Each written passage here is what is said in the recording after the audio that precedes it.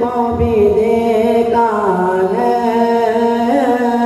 وہ ان کا دیوانہ ہے اسے دل سے بلندی پر پہنچی ہے میری قسمت اسے دل سے بلندی پر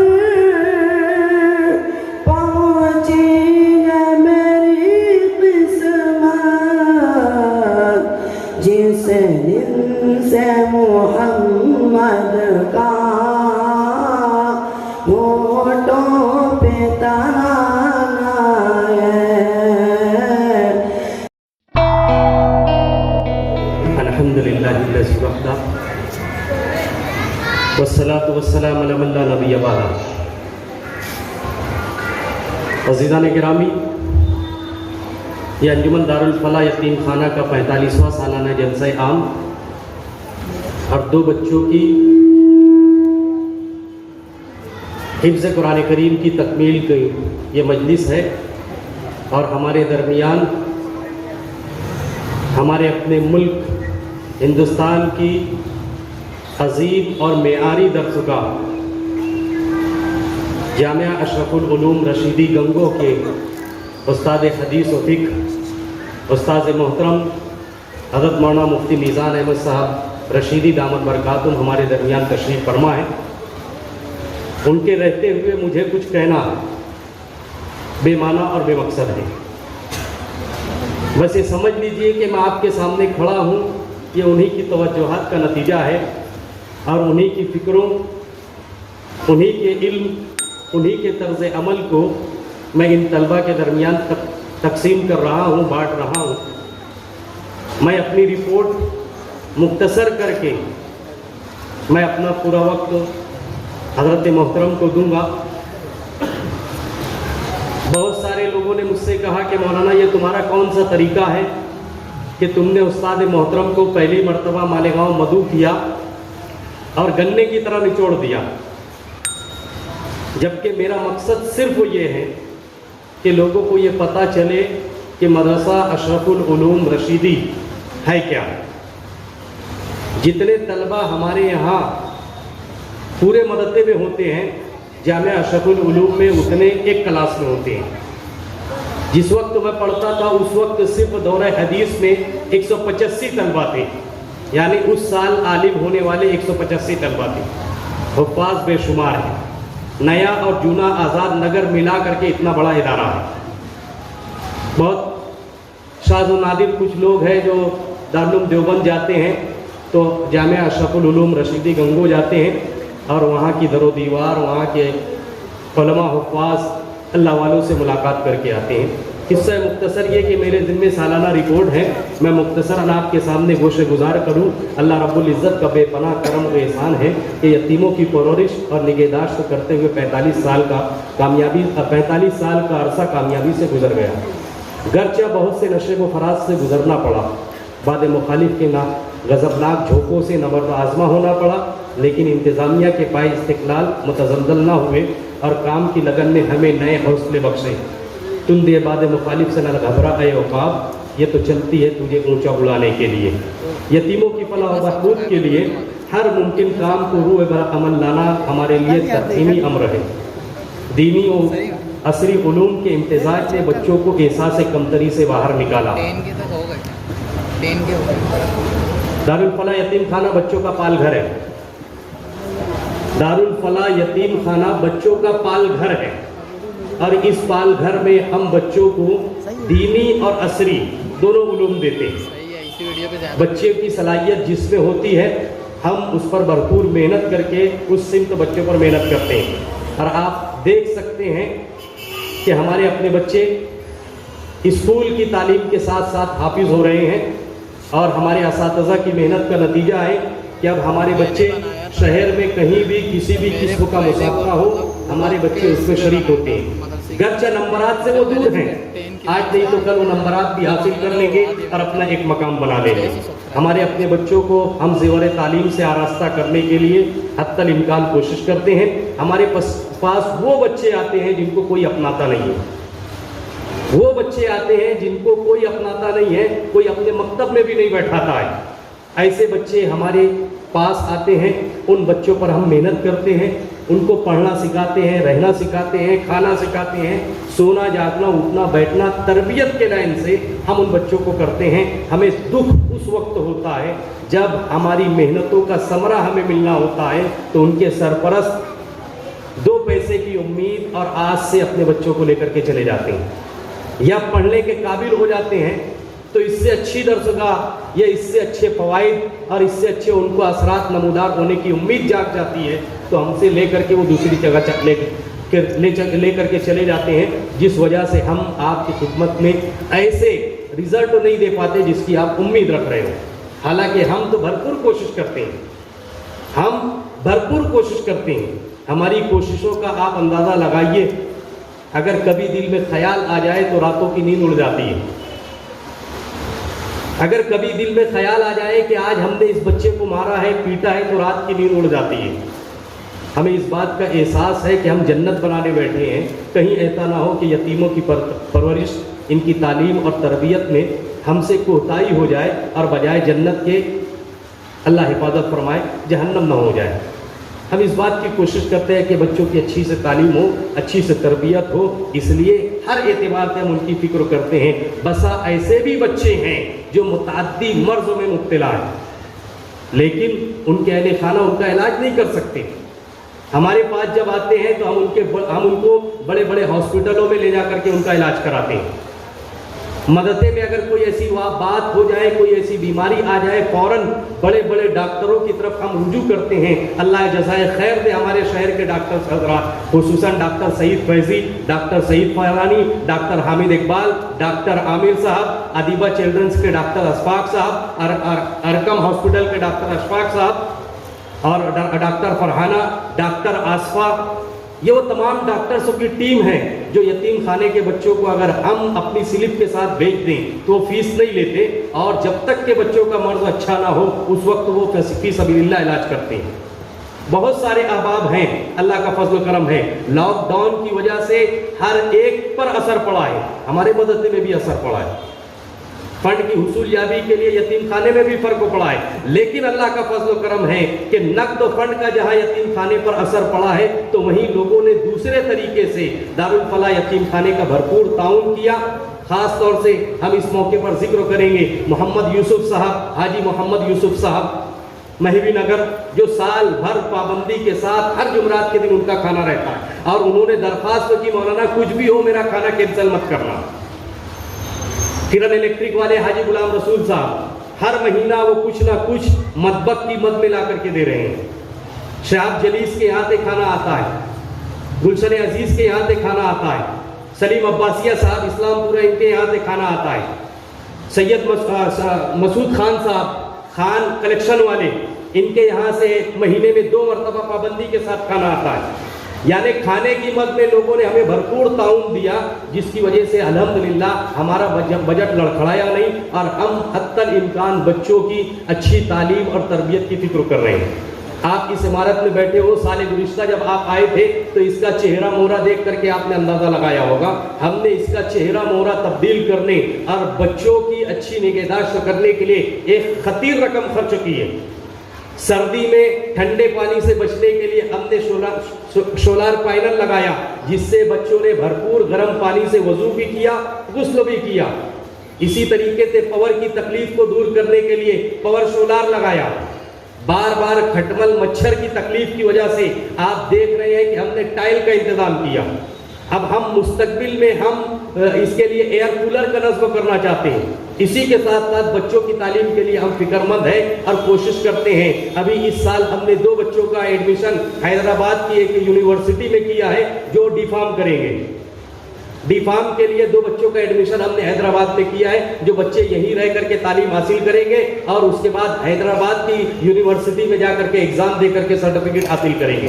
ہم اپنے بچوں کے لیے عصری تعلیم کے لیے ڈپلوما کراتے ہیں، ہمارے بچے KG سے لے کر کے PG تک کے تعلیم حاصل کرتے ہیں۔ الفلاح پری پرائمری اسکول ہماری اپنی اسکول ہے، بچے یہاں جاتے ہیں، کچھ کاغذات کی دشواریوں اور کمیوں کی وجہ سے بحالت مجبوری ہمیں میونسپل اسکول میں داخلہ کرنا پڑتا ہے۔ اللہ جزائے خیر دے اسکول نمبر 6 کے اسٹاف اور پورے ٹیچرز کو، خصوصاً معین سر کو، معین سر مجھ سے ایک ہی جملہ کہتے ہیں، مولانا صاحب کسی بچے کو آپ واپس مت بھیجو، آپ کا سکہ لگا دو، اس کے پاس کچھ نہیں بھی رہے گا، اس کی ذمہ داری میری ہے۔ اللہ جزائے خیر دے معین سر کو کہ وہ ہمارے کسی بھی بچے کو وہ اپنے اسکول میں داخل کر دیتے ہیں، پورا ڈاکومنٹ بنا دیتے ہیں، یہاں تک کہ معین سر نے ان بچوں کا آدھار کارڈ بنایا، بلکہ بچوں کی ماں نے ان کے پاس جا کر کے رویا تو انہوں نے ان کا راشن کارڈ بھی بنوا دیا۔ اللہ جزائے خیر دے انہیں۔ تو دارالفلاح یتیم خانہ میں ہم اپنے بچوں کی تعلیم و تربیت کی فکر کرتے ہیں، اس کے لیے ہمارے پاس ایک اچھا اسٹاف ہے۔ قاری لائق صاحب صبح فجر کے وقت آتے ہیں، فجر کی نماز پڑھانا، تسبیحات، ذکر و اذکار، اشراق کی نماز، صبح کا ناشتہ۔ حافظ عدنان صاحب پریاگی یہ بچوں کی عصری تعلیم کے ذمہ دار ہیں، اسی کے ساتھ ساتھ وہ قرأت کا انتظام کرتے ہیں، تمام بچوں کو اسکول لے کر کے جاتے ہیں، اسکول پہنچاتے ہیں، گائے بگائے اسکول جا کر کے اس کا وزٹ کرتے ہیں۔ مولانا محمد قاسم صاحب ملی مربی ہے، تربیت کرتے ہیں بچوں کی، اپنی نگرانی میں بچوں کو کھانا کھلاتے ہیں، نماز پڑھاتے ہیں۔ اسی طریقے سے 5 کلاسیں ہمارے یہاں علامہ بالقلم، نورانی قاعدہ، پارہ ام، حفظ، ناظرہ قرآن اور حفظ کی کلاس ہے، اور اسی حفظ کلاس میں آج 2 بچے ہمارے یہاں حفظ کی تکمیل کر رہے ہیں الحمدللہ۔ رات میں ہمارے مولانا مبین احمد صاحب بچوں کی نگرانی کرتے ہیں۔ ہم نے پورا عملہ اس بات کا پابند کیا ہے کہ سب عالم ہوں۔ ظاہر سی بات ہے جب تربیت یافتہ انسان ہوگا تو تربیت کرے گا۔ ہمیں افسوس ہے اس بات کا، آج ترقی یافتہ زمانہ ہے، ہر انسان کو پیسے کی ضرورت ہے، ہر انسان کو پیسے کی ضرورت ہے۔ معاف کیجئے مجھے اس سچائی پر، ہماری اور آپ کی یہ کمی ہے، ہم عمارتیں تو مضبوط کر رہے ہیں، ہماری آپ کی یہ کمی ہے، ہم عمارتوں کو رنگ روگن کر رہے ہیں، لیکن جن سے اس کی زینت ہے ہم ان کو کمزور کر رہے ہیں۔ ہم بچوں کے پڑھانے والوں پر محنتیں کریں، ہم اس کی تعلیم و تربیت کے دینے والوں کی اچھی فکر کریں، ان کی ضرورتوں کا خیال رکھیں، وہ ہمیں اپنی قوم کو اچھے افراد مہیا کریں گے۔ افسوس کے ساتھ کہنا پڑتا ہے ہمارے اساتذہ کی تنخواہ 3000 4000، میں صرف وہ میری بات نہیں کر رہا ہوں، اگر کوئی یہ سمجھ رہا ہے کہ مولانا اپنے مدرسے کی بات کر رہے ہیں تو معافی چاہتا ہوں، پورے شہر میں یہی بات ہے۔ میں نے ایک حافظ صاحب سے پوچھا تو کہنے لگے مولانا صاحب صبح اور دوپہر میں پڑھاتا ہوں، 3800 روپیہ تنخواہ ہے، ہزاروں روپیہ کلر پر، ہزاروں روپیہ ٹائل پر، ہزاروں روپیہ اس کے تعمیر میں لگا دیتے ہیں، لیکن جو بچوں کو تعمیر کرتے ہیں ان بچوں کے پیچھے ہم محنت نہیں کر رہے ہیں۔ ضرورت ہے ہمیں ان بچوں کے پیچھے اور ان بچوں پر محنت کرنے والوں کے پیچھے محنت کرنے کی، تاکہ ہماری قوم کے بچے مزید نکھار کے ساتھ قیادت کی قائدانہ صلاحیت ادا کر سکیں۔ الحمدللہ اہلیان شہر دارالفلاح یتیم خانے پر بھرپور اعتماد کر کے اپنے زکوٰۃ، صدقات، عطیات اور شادی کے موقع پر، ولیموں کے موقع پر کھانا اور موت میت کے موقع پر اپنے مرحومین کے ایصال ثواب کے لیے بھرپور تعاون کرتے ہیں، ہر قسم کا تعاون کرتے ہیں، جس کی وجہ سے ہمیں رمضان المبارک، بقرعید کے علاوہ کبھی چندہ کرنے کی نوبت نہیں آتی۔ میں آپ کو یہ بات بتا دوں، آصف بابا یہ اگر کسی سے جا کر کے مانگ کے لاتا ہے تو ہم نہیں کہتے، ہم نے اس کو ڈانٹا، پھٹکارا، منع کیا کہ یتیم خانے کے نام پر کسی سے کچھ مانگو مت، ہم کسی سے نہیں مانگتے، جب ہمیں ضرورت ہوگی ہم خود آپ کی خدمت میں حاضر ہو کر کے آپ سے کہیں گے۔ اور الحمدللہ آج پروگرام ہوا، بہت سارے احباب نے ہمارے ان بچوں کے لیے تحفوں کا نذرانہ دیا ہے جو ابھی آپ کے سامنے بتایا جائے گا۔ تو اہلیان شہر کا بھرپور تعاون ہمارے ساتھ ہے۔ اہلیان شہر نے عطیات کے ذریعے ہمیں 2,51,791 روپیہ دیا، زکوٰۃ اور صدقات کی قیمت میں 17,50,389 روپیہ دیا، شرم قربانی کی قیمت میں 1,41,230 روپیہ دیا۔ مدرسہ عربیہ ہمارا اپنا مدرسہ ہے، اس سے ہمیں پیسہ کمانا مقصد نہیں ہے، لیکن نیا اور جونا آزاد نگر میں مکانات چھوٹے ہیں، گائے بگائے چھوٹی بہت تقریب ہے، موت میت کی کوئی تقریب ہے یا منگنی کی کوئی تقریب ہے، ایسی تقریب کے موقع پر گھنٹے 2 گھنٹے کے لیے مدد عربیہ دیا جاتا ہے، نقصان نہ ہو اس کے لیے معمولی سی فیس 250 روپیہ 500 روپیہ لی جاتی ہے۔ مدد عربیہ کا کرایہ 1950 روپیہ، اشیاء برائے اجناس 3,11,262 روپیہ، دکان کا کرایہ 41,750 روپیہ، کل آمدات 25,40,868 روپیہ۔ سال گزشتہ کا ہمارے پاس 3,15,022 روپیہ تھا اور نقد ہمارے پاس جو سلک تھا وہ 11,228 روپیہ۔ اس طریقے سے 28,55,890 روپیہ ہوا۔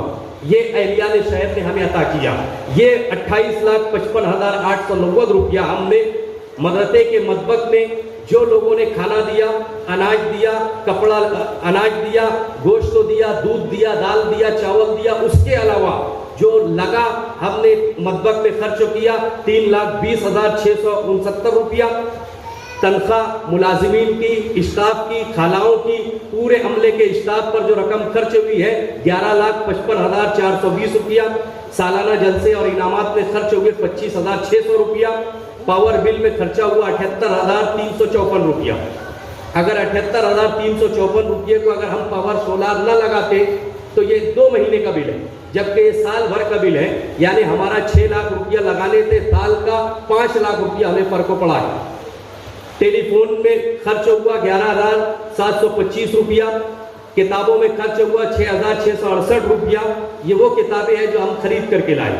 تعمیری درستی کمپیوٹر کے لیے خرچ ہوا 8,07,952 روپیہ۔ یہ جو تعمیرات آپ دیکھ رہے ہیں اس میں جو خرچ ہوا ہے وہ 8,07,952 روپیہ۔ میونسپل ٹیکس ہم نے بھرا 6,961 روپیہ۔ کتاب بیاض، بک، رجسٹر، حاضری، پارہ، اس پر خرچ ہوا 23,323 روپیہ۔ طلبہ کا وظیفہ اور جیب خرچ، ہم بچوں کو جیب خرچ دیتے ہیں۔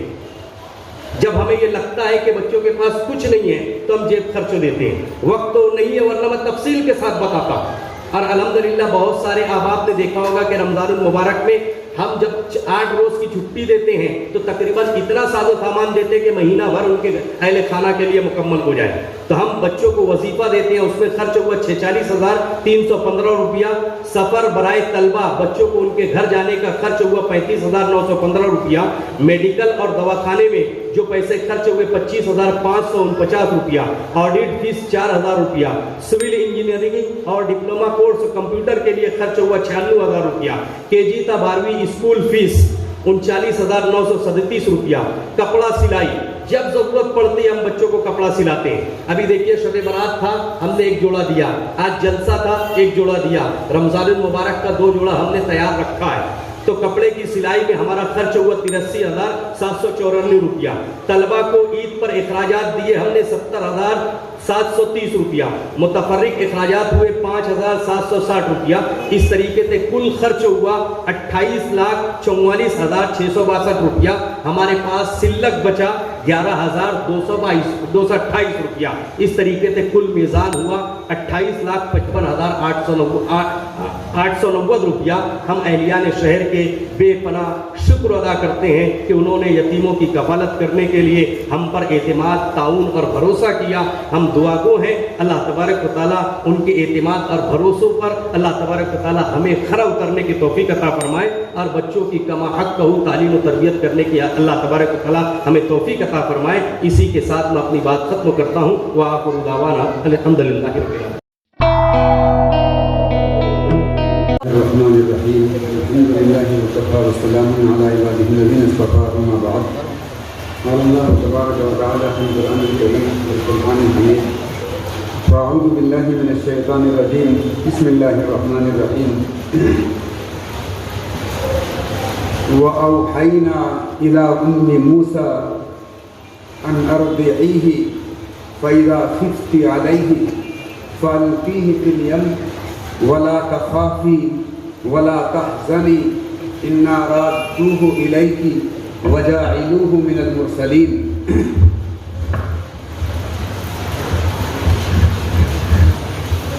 علماء کرام، مہمانان کرام، قرائے اعظام اور سبھی تشریف لانے والے قرب و جوار سے، قریب اور بعید سے، جنہوں نے شرکت فرما کر جلسے کو رونق بخشی ہے، ان سب کو میں بلند سلام پیش کرتا ہوں۔ السلام علیکم ورحمۃ اللہ وبرکاتہ۔ مولانا خالد صاحب نے رپورٹ پیش کی ان بچوں پر جن حضرات کی جس طرح کی بھی محنت ہے، اور اگر ذرہ برابر بھی ان کا ان بچوں پر محنت میں حصہ ہے، ہم سبھی ان کے واسطے دعا کرتے ہیں اللہ تعالیٰ ان کی محنتوں کو قبول فرمائے۔ ان کے بتانے سے یہ انداز ہو رہا تھا کہ بچہ چاہے جہاں داخلہ لے، استاد ہو یا منتظم ہو یا ذمہ داران ہو، ان کی بچے پر محنت ہوتی ہے، مگر اوروں کے مقابلے میں ان پر محنت کچھ زیادہ ہی ہوتی ہے۔ ان کی گفتگو سے یہ اندازہ ہوا۔ خیر، ان بچوں نے قرآن پاک یاد کیا۔ یہ قرآن اللہ کا کلام، اس کا مثل اہل عرب باوجود فصیح اور بلیغ ہونے کے پیش کرنے سے عاجز ہو گئے، نہیں پیش کر سکے۔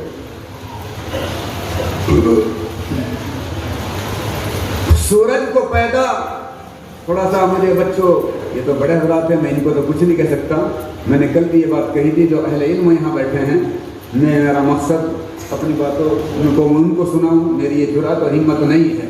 وہ محبت سے سن لے، عقیدت میں تو یہ ان کی محبت کی بات ہے۔ اور تو وہاں سے بچوں آپ بولنا، سورج کو پیدا کس نے کیا ہے؟ بول کے دکھاؤ بچوں۔ نیند تو نہیں آ رہی؟ نہیں نیند آ رہی؟ اللہ نے پیدا کیا نا۔ ساری چیزوں کے پیدا کرنے والے کون؟ برکت دینے والے کون؟ رزق دینے والے کون؟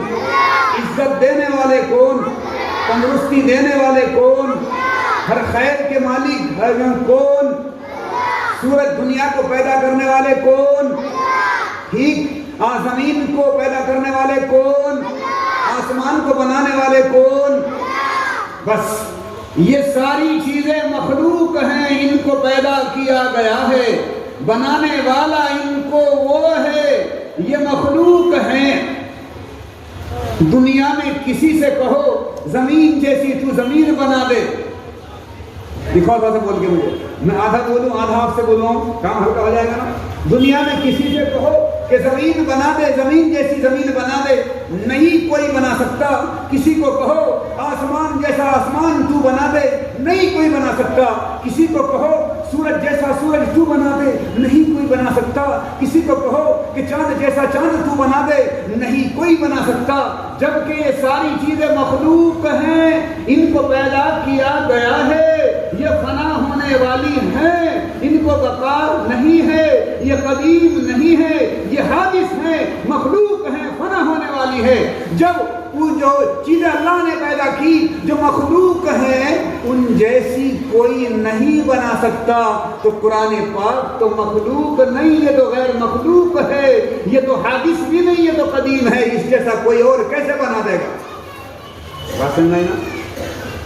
آسمان جیسا آسمان کوئی بنا نہیں سکتا، سورج جیسا سورج کوئی بنا نہیں سکتا، چاند جیسا چاند کوئی بنا نہیں سکتا، تو اللہ کے کلام جیسا قرآن جیسا کوئی بنا نہیں سکتا۔ اس کی فصاحت اور بلاغت امام اسماعیل رحمۃ اللہ علیہ لغت کے امام، میں آپ کو سناتا ہوں۔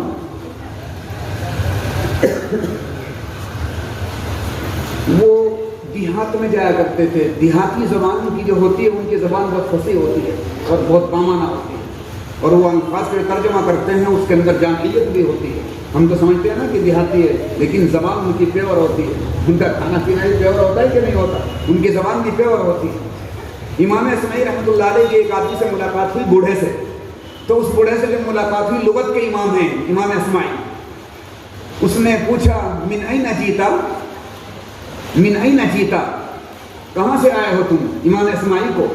امام اسماعیل نے کہا جئتو من مکان یتلا فیہ کلام الرحمن، جئتو من مکان یتلا فیہ کلام الرحمن، میں ایسی جگہ سے آیا ہوں جہاں رحمان کے کلام کو پڑھا جاتا ہے۔ وہ دیہاتی سن کے کہنے لگا رحمان کے کلام کو بندے پڑھتے ہیں؟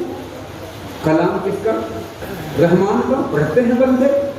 آج کلیت الطاہرات میں پروگرام تھا، وہاں ایک بات میں نے کہی، فرشتے تلاوت نہیں کرتے، ہمارا علم نہیں، فرشتے تسبیح کرتے ہیں، فرشتے سبوح القدوس کہتے ہیں، قدوس کہتے ہیں، فرشتے رکوع میں ہیں، فرشتے سجدے میں ہیں، مگر فرشتے تلاوت کرتے ہوں یہ ہمارے علم میں نہیں ہے، کسی کے علم میں ہو تو بتانا۔ ہاں بس حضرت جبریل علیہ السلام رمضان میں اللہ کے نبی علیہ السلام کے ساتھ دور کیا کرتے تھے، بس یہ شرافت ان کو حاصل ہے، ورنہ ایک عالم یوں بیان کرتے ہیں کہ قرآن پاک کی تلاوت کرنا یہ وہ دولت ہے جو اللہ تعالیٰ نے انسانوں کو دی ہے۔ کیسی دولت ہے؟ انسانوں کو دی۔ خیر، تو انہوں نے کیا کہا دیہاتی نے؟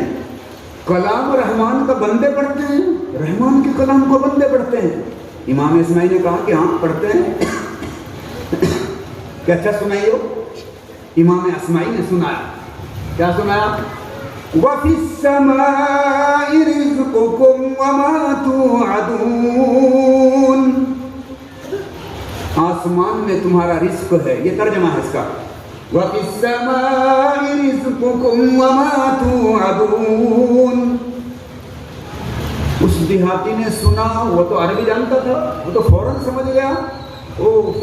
دیہاتی کی حالت، اپنی اونٹنی سے اترا اور اونٹنی سے سارا سامان اتارا، اتارنے کے بعد تیر کمان کو توڑ دیا، تیر کمان کو توڑنے کے بعد اونٹنی کو لیٹایا اور لیٹانے کے بعد اونٹنی کو ذبح کیا، اور امام اسماعی کو کہا کہ تم بھی شریک ہو جاؤ، تم بھی ہاتھ بٹا لو، گوشت تم بھی لے جانا۔ اس اونٹنی کو ذبح کر دیا، اور ذبح کرنے کے بعد تیر کو، کمان کو، جو کچھ اس کا ساز و سامان تھا اسے توڑ دیا، اور توڑنے کے بعد وہ چل دیا، الٹے پیروں جا رہا تھا، پڑھتا جا رہا تھا۔ وَفِي السَّمَاءِ رِزْقُكُمْ وَمَا تُوعَدُونَ وَفِي السَّمَاءِ رِزْقُكُمْ وَمَا تُوعَدُونَ وَفِي السَّمَاءِ رِزْقُكُمْ وَمَا تُوعَدُونَ۔ امام اسماعی حیرت میں پڑ گئے۔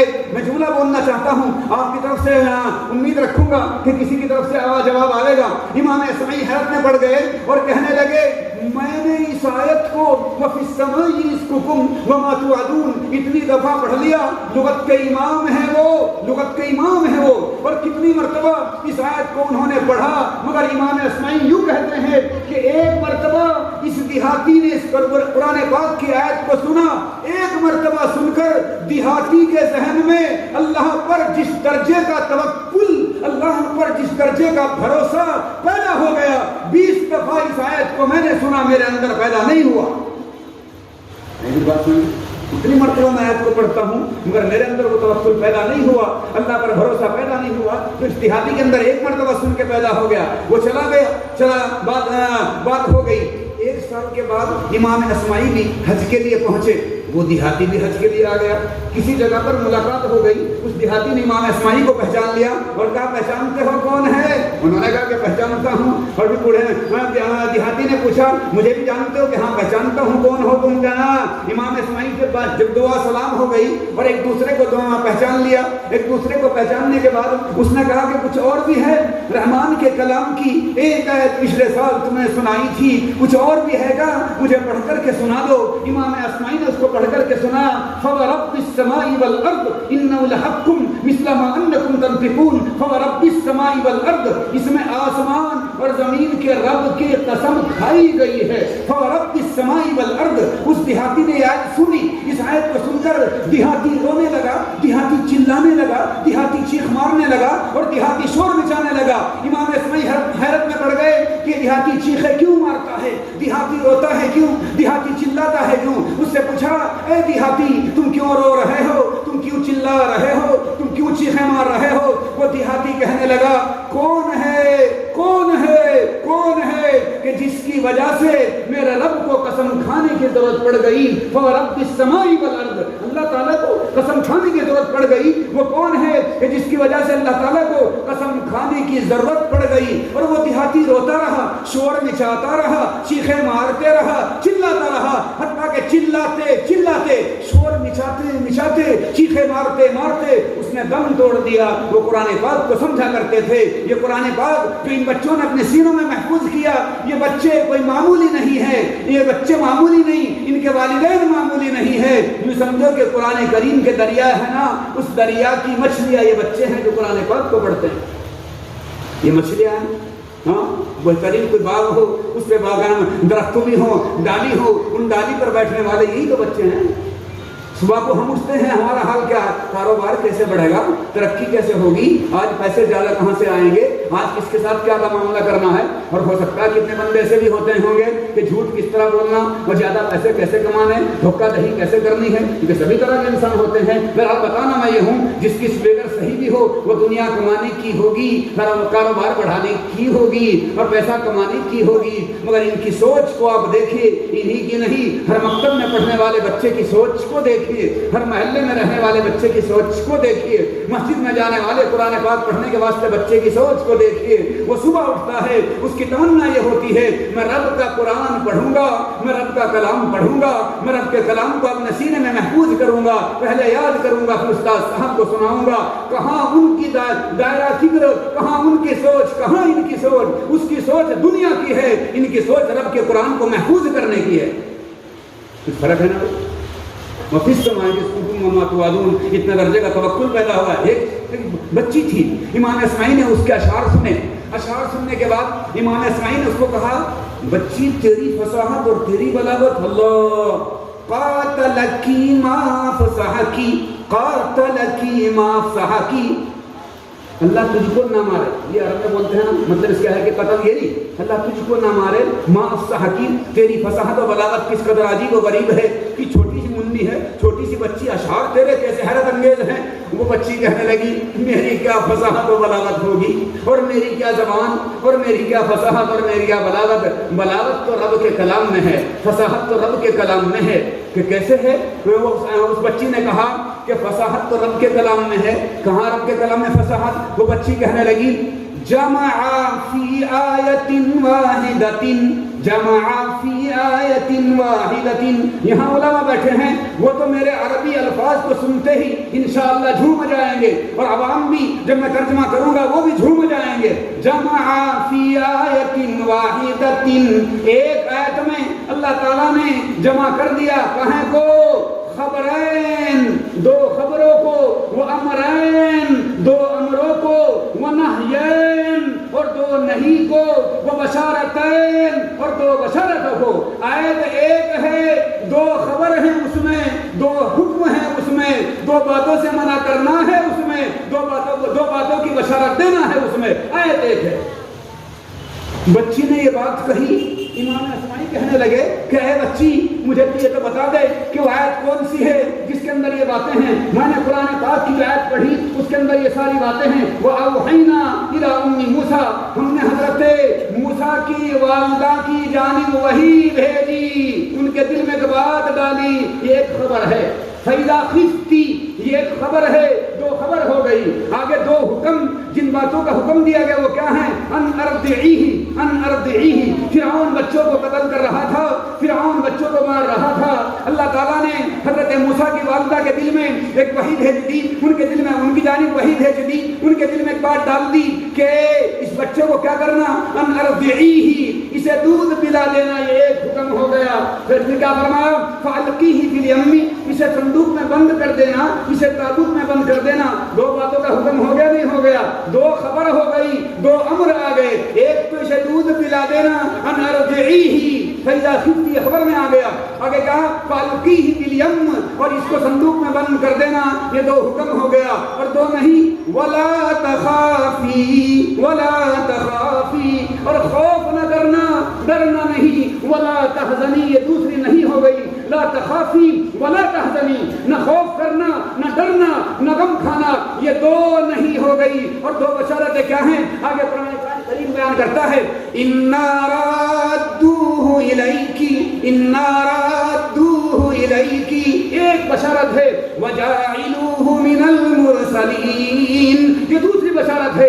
صندوق میں ڈال دینا تیرا کام ہے, عبادت کرنا ہمارا کام ہے. ٹھیک ہے جی, آپ کیا سمجھنا پھر؟ صندوق میں ڈالنا یہ آپ کا کام ہے اور عبادت کرنا ہمارا کام ہے. انا ردوہ الیک, تم صندوق میں ڈال دو, واپس تمہارے پاس لوٹا دینا. انا ردوہ الیک, ہم اس کو آپ کی طرف واپس لوٹا دیں گے. یہ ایک بشارت ہے, واپس کرنا ہمارا کام ہے. دوسری وجاعلوہ من المرسلین, اس وقت تم صندوق میں ڈال رہی ہو تو یہ موسیٰ ہے, اور جب واپس آئیں گے تو کلیم اللہ ہوں گے. کون ہوں گے؟ کون ہوں گے؟ کلیم اللہ. اس کی حفاظت کرنا, واپس آپ کے پاس لوٹا دینا, یہ کام ہمارا ہے. اور اس کو رسول بنا دینا, اسے نبی بنا دینا, یہ کام بھی ہمارا ہے. وَجَاعِلُوهُ مِنَ الْمُرْسَلِينَ. بھائی ایسا ہی ہوا نا, ایسا ہی ہوا نا. اللہ تعالیٰ نے ان کی حفاظت کا سامان کیسے کر دیا؟ تو وہ ہے امام اسماعیل کہنے لگی, بچی عجیب و غریب بات ہے کہ تو نے کیا قرآن پاک کو کس سے سمجھنے والی تھی؟ آیت 1 اور 4 باتیں ہیں اس میں, بلکہ اگر دیکھا ہے 4 باتیں, 2 خبر آ گئی, 2 امر آ گئے, 2 نہیں آ گئی, 2 بشارتیں آ گئی. تو قرآن پاک کی فصاحت و بلاغت, یہ فصاحت و بلاغت ہے. اور اب کو یہاں چیلنج کیا گیا. چیلنج کے 3 انداز. کل لین اجتماعت الانس, میں بہت جلدی بولتا ہوں اور 2-4 منٹ میں ختم کر رہا ہوں. چیلنج کے 3 انداز. پہلی مرتبہ چیلنج کیا گیا, کل لین اجتماعت الانس والجن علی ان یاتوا بمثل هذا القرآن, اس قرآن جیسا لے آؤ علی ان یاتوا بمثل هذا القرآن لا یاتون بمثلی. یہ نہ جانے کیا کیا کرتے ہیں, اور یہ بہت سے کام کرتے ہیں, کر نہیں سکتے تو کیا کر نہیں سکتے, اس کا مثل پیش نہیں کر سکتے. لا یاتون بمثلی, جو پورا قرآن کریم جیسا کوئی اور قرآن لے آؤ. انہیں کہا گیا, انہوں نے ان کو بس میں یہ بات نہیں تھی. پھر کیا کہا, بعشر سور مثلی, پورے 30 پارے تو نہیں لا سکتے, 10 صورتیں ہی لے آؤ. ان سے یہ بھی نہیں ہو سکا, یہ نہیں کر سکتے. فاتو بسورۃ من مثلی, ایک چھوٹی سی سورت جو فصاحت و بلاغت میں قرآن پاک جیسی ہو وہی لے آؤ. وہ اس کو بھی نہیں لا سکے, وہ اس کو بھی نہیں لا سکے اور عاجز ہو گئے. وہ کہا کرتے تھے محمد رات کو سوچتے ہیں اور دن کو ہم کو سنا دیتے ہیں, یہ محمد کا اپنا بنایا ہوا کلام ہے. انہیں کہا گیا اگر اپنا بنایا ہوا ہے, وہ انسان ہے, تم بھی انسان ہو, محمد تمہارے معاشرے میں سے ہیں اور تمہارے یہاں رہتے ہیں, تو تم بھی بنا کے دکھا دو نا. وہ اس کا مثل پیش نہیں کر سکے, اگر کرتے تو سامنے ہوتا, انہیں ہمت نہیں ہو سکی, وہ ہار گئے, وہ عاجز ہو گئے, مگر قرآن پاک کا مثل پیش نہیں کر سکے. یہ اللہ کا کلام ہے, اس کی جامعیت اور اس کے معنی, اور یہ اللہ باقی ہے تو یہ قرآن بھی باقی رہے گا. وہ اس کا مثل پیش نہیں کر سکے. فاتو بسورۃ, یہ علماء جانتے ہیں تنوین کبھی تعظیم کی ہوتی ہے, کبھی تنوین کبھی تقلیل کی ہوتی ہے, کبھی کسی بات کے بڑا ہونے کو بیان کرنے کے لیے آتی ہے, کبھی کسی چیز کے چھوٹا ہونے کو بیان کرنے کے لیے آتی ہے. چھوٹی سی صورت قرآن پاک جیسی تم لے آؤ, نہیں لا سکے, اس کا مثل پیش نہیں کر سکے. اس سے کیا ہو گئے, عاجز ہو گئے. تو بہرحال اللہ تعالیٰ نے قرآن پاک ہمیں دیا ہے, اس کو پڑھ کے برکت حاصل کرنے کی ضرورت ہے. قرآن کریم نبی صلی اللہ علیہ وسلم کے سینے پر اس کو اتارا گیا. ہمارے نبی حبیب اللہ, ہمارے نبی کا لقب کیا ہے؟ حضرت موسیٰ کا لقب کیا ہے بھائی؟ کلیم اللہ ہے نا. حضرت ابراہیم کا لقب کیا ہے؟ خلیل اللہ. کیا ہے؟ ابراہیم جو لے نکلے خلیل اللہ کا رتبہ, تو احمد مجتبیٰ نے پایا حبیب اللہ کا رتبہ.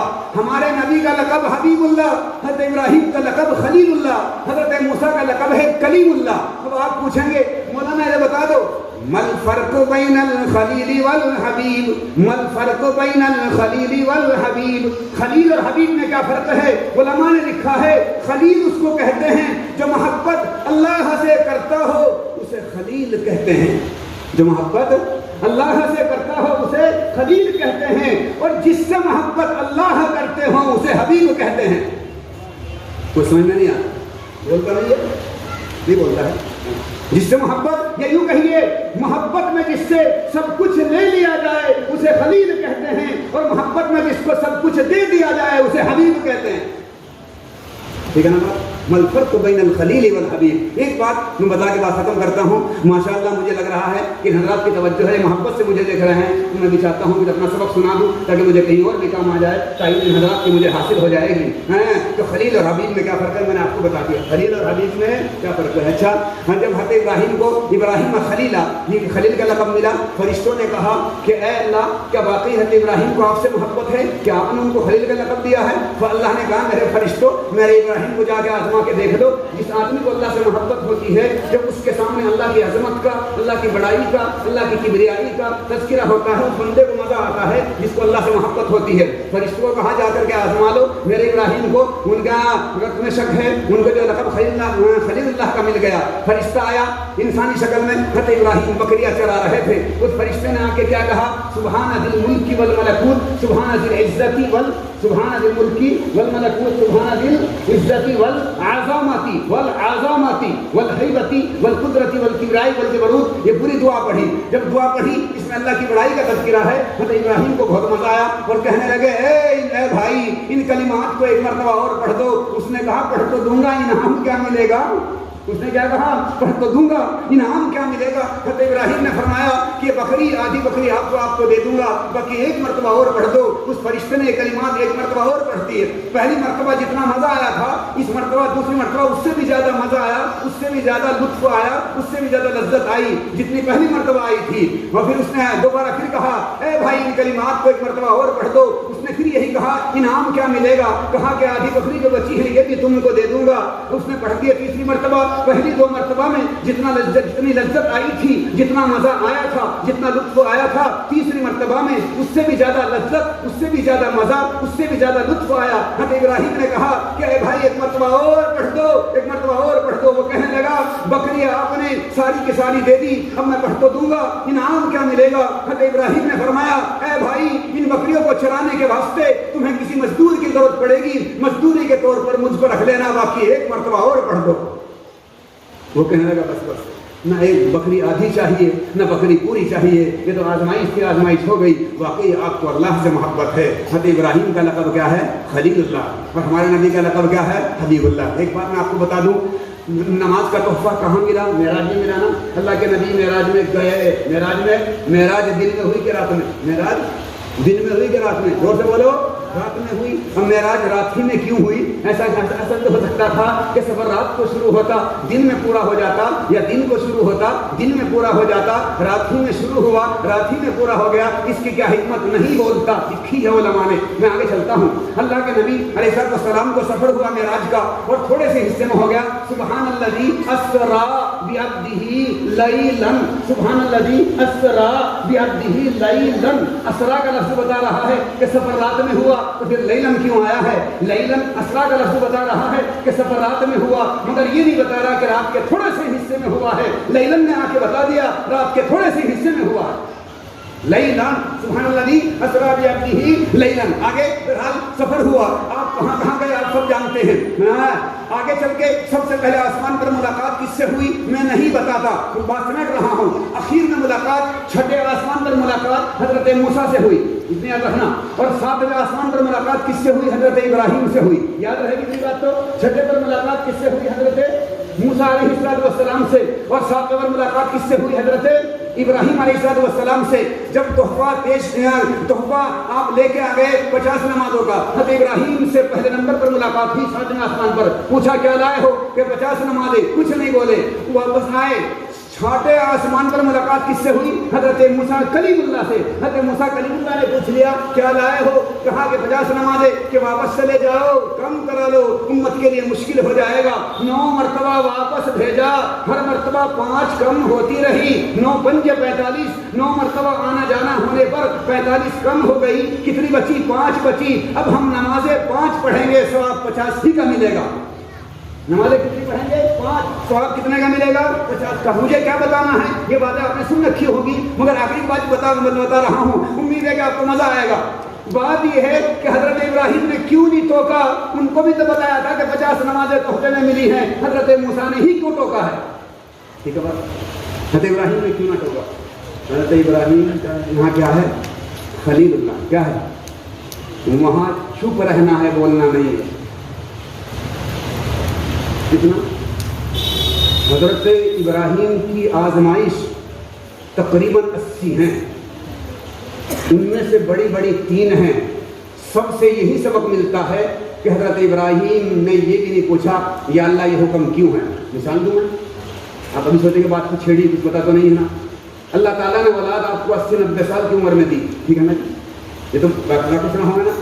اللہ نے کہا اس کی ماں کو بھی لے جاؤ جنگل میں چھوڑ دو، یہ بھی نہیں پوچھا اللہ بڑی تمنا کے بعد اولاد ملی تھی، یہ اللہ بغیر امتحان کے پاس کر دیجئے، یا اللہ یہ حکم کیوں ہو رہا، پوچھا تو نہیں۔ علماء جانتے ہیں نا، پوچھا تو نہیں۔ اس کے بعد کچھ بڑے ہو گئے، اللہ نے کہا ذبح کر دو ان کو، اسماعیل کو، یہ بھی نہیں پوچھا بڑی تمناؤں کے بعد بیٹا ملا ہے، یا اللہ امتحان کے بغیر کام کو پاس کر دیجئے، یہ بھی نہیں پوچھا یا اللہ یہ حکم کیوں ہو رہا ہے۔ جانتے ہیں نا سب، پوچھا تو نہیں کہیں کچھ بھی۔ آج ہماری حالت کیا ہے دیکھو، وہ کیا ہے نا سب، جو اللہ کا حکم ہو گیا اسے مان لینا ہے۔ صحابہ کرام کی عادت بھی یہی تھی کہ اللہ کے نبی سے تو پوچھا کرتے تھے اے اللہ کے رسول ہمیں کیا کرنا ہے، یہ نہیں پوچھتے تھے کہ کیوں کرنا ہے۔ اور ہماری حالت کیا ہو گئی، ہر بات میں کیوں، نماز میں رکوع 1 کیوں، نماز میں سجدہ 2 کیوں، حکم دینے والے نے حکم دے دیا، ہمیں کیا حق ہوتا ہے یہ پوچھنے کا کہ رکوع 1 کیوں ہے اور سجدے 2 کیوں ہیں۔ ان کی عادت کیا تھی، وہ تو پوچھتے تھے کہ نہ کیا یہ کیا کرنا ہے، یہ نہیں پوچھتے تھے کہ کیوں کرنا ہے۔ اور ہمارے اندر کیا بات پیدا ہو گئی، ہم ہر بات میں کیا پوچھتے ہیں، یہ کیوں ہے، یہ حکم کیوں ہے۔ بہرحال حضرت ابراہیم کے ہاں کیا تھا، چپ رہنا تھا، بولنا نہیں تھا، اس لیے انہوں نے ٹوکا نہیں۔ اور حضرت موسیٰ کیا ہے، کلیم اللہ، کیا ہے حضرت موسیٰ کلیم اللہ۔ حضرت موسیٰ کے ہاں کیا ہے، بولنا ہے، چپ رہنا نہیں ہے۔ ان کے ہاں کیا تھا، چپ رہنا ہے، بولنا نہیں ہے۔ حضرت موسیٰ کے یہاں کیا ہے، بولنا ہے، چپ رہنا نہیں ہے۔ پوچھ لیا کہ کیا لائے ہو، ایک بات اور جو چاہوں گا انشاءاللہ آپ کو مزہ آئے گا۔ حضرت موسیٰ بار بار جو لوٹا رہے تھے، ایک اور بات بھی لکھی علماء نے، ایک اور آپ کو یاد ہوگا، تفسیر ماشاءاللہ درس قرآن مالیگاؤں میں جاری ہے۔ حضرت موسیٰ نے تمنا کی تھی اللہ آپ کو دیکھنا چاہتا ہوں، کی تھی بھائی، کی تھی نا، پوری ہو گئی تھی، پوری ہو گئی تھی نہیں۔ حضرت موسیٰ نے تمنا کی تھی نہیں اللہ میں آپ کو دیکھنا چاہتا ہوں، تمنا پوری تو نہیں ہوئی تھی، ہے نا بات، مسلح ہے بات۔ اور ہمارے نبی کو جب معراج کا سفر ہوا، ہمارے نبی صلی اللہ علیہ وسلم نے معراج کے سفر میں اللہ کو دیکھا ہے، ٹھیک۔ اب یہ بات وہ نہیں دیکھ سکے تھے، ہمارے نبی نے دیکھ لیا، اس کی وجوہات مگر اس کو بتانے کی ضرورت نہیں آتا۔ بہرحال بات یہ ہے کہ ہمارے نبی نے اللہ کو دیکھا۔ حضرت موسیٰ واپس کیوں کر رہے تھے، سننا انشاءاللہ مزہ آئے گا۔ حضرت موسیٰ بار بار واپس کیوں کر رہے تھے کہ میں نے اللہ کو دیکھنے کی تمنا کی تھی، مجھے یہ چیز نہیں مل سکی، یہ نعمت تو پورا کر دو، نعمت نہیں مل سکی، تمنا میری تھی، یہ تمنا پوری نہ ہوئی، اور میں اللہ کو نہیں دیکھ سکا۔ یہ وہ لاڈلا نبی ہے جو اللہ کو دیکھ کر کے آیا ہے، ٹھیک ہے۔ یہ کون سے نبی ہیں جو اللہ کو دیکھ کر کے آئے ہیں۔ میں نے تمنا کی تھی، مجھے یہ نعمت نہیں مل سکی، میں اللہ کو تو دیکھ نہیں سکا، کم سے کم ان کو تو دیکھتا رہوں جو اللہ کو دیکھ کر کے آئے ہیں، کم سے کم ان کو تو دیکھتا رہوں جو اللہ کو دیکھ کر کے آئے ہیں۔ تو حضرت ابراہیم کی تاریخ ہمیں کیا سبق دیتی ہے، انبیاء کی تعلیم سے ہمیں کیا سبق ملتا ہے۔ تمام انبیاء کی مشترک طور پر جو تعلیم ہوتی ہے، وہ تعلیم ان میں کی یہ بھی ہے اللہ ایک ہے، عزت دینے والے وہ ہیں، نعمت دینے والے وہ ہیں، اولاد دینے والے وہ ہیں، مول دینے والے وہ ہیں۔ آج نہ جانے ہمارے اندر کیا بیماری ہو گئی، جب عزت دینے والے، دولت دینے والے وہ ہیں تو ہمیں جل کے کیا ملے گا۔ جب دولت اللہ نے دی تو ہم کسی کے دولت کو جلیں گے تو کیا ملے گا، کچھ ملنے والا نہیں ہے، کچھ ملنے والا۔ اور بہت سے بھائی تو ہم میں ایسے ہیں اپنے دکھ سے اتنے پریشان نہیں ہے، دوسرے کے سکھ سے کتنے پریشان ہے، اس کا کام کیوں بڑھ رہا، یہ آگے کیوں جا رہا، یہ پیسے کیوں ہیں، اس کی بلڈنگ کیوں بن رہی، یہ ترقی کیوں کر رہا، یہ پیسے والا کیوں ہو گیا۔ اللہ نے کسی کو حلال کمائی کا پیسہ دیا ہے تو دینے والے جب کوئی اور ہے تو ہمیں جل کے کیا ملے گا، ہمیں جل کے کچھ ملنے والا نہیں ہے، حسد کر کے کچھ نہیں ملے گا۔ اور اللہ کی نعمتوں کا شکریہ ادا کریں گے تو اللہ نعمتوں کو بڑھا دیں گے۔ ایک بات کہہ کے بات ختم کر رہا ہوں، یہ قرآن پاک کی دولت، دین حاصل کرنے کی دولت اور دین کے زندگی میں آنے کی دولت، یہ ایمان کی دولت، یہ اس ماحول کی دولت، یہ مدرسے میں رہ کر پڑھنا پڑھانے کی دولت، یہ وہ دولت ہے جو کم لوگوں کو نصیب ہوتی ہے۔ اللہ تعالیٰ نے ہم کو دی ہے، جن کو بھی دی ہے، قدر کرنے کی ضرورت ہے۔ اس سے ہٹ کے اور نعمتیں بھی ہیں، ان کی قدر کریں گے تو اللہ تعالیٰ نعمتوں کو بڑھا دیں گے۔ حسد کر کے کچھ ملنے والا نہیں ہے۔ ایک شعر کہتا ہوں، حسد کریں گے کچھ نہ پائیں گے، کیا کہہ رہا ہوں، حسد کریں گے کچھ نہ پائیں گے، آگے شعر ہے، ہاں الفاظ تو آسان سے ہیں مگر انشاءاللہ آپ کو مزہ آئے گا۔ حسد کریں گے کچھ نہ پائیں گے، شکر کریں گے گن نہ پائیں گے۔ حسد کریں گے کچھ نہ پائیں گے، شکر کریں گے گن نہ پائیں گے۔ لئن شکرتم لازیدن لام تاکید بانم تاکید، شکر میں کمی ادھر سے نہ ہوگی، نوازشات میں کمی ادھر سے نہ ہوگی۔ بندوں کی زبان پہ شکر رہے گا، اللہ تعالیٰ نعمتیں بڑھاتے رہیں گے۔ حسد کریں گے کچھ نہ پائیں گے، حسد کریں گے کچھ نہ پائیں گے، شکر کریں گے گن نہ پائیں گے۔ اللہ تعالیٰ نعمتوں کی قدردانی کی توفیق عطا فرمائے۔ وفقنا اللہ لما يحب ويرضى، وآخر دعوانا الحمد للہ رب العالمین۔ السلام علیکم ورحمۃ اللہ وبرکاتہ۔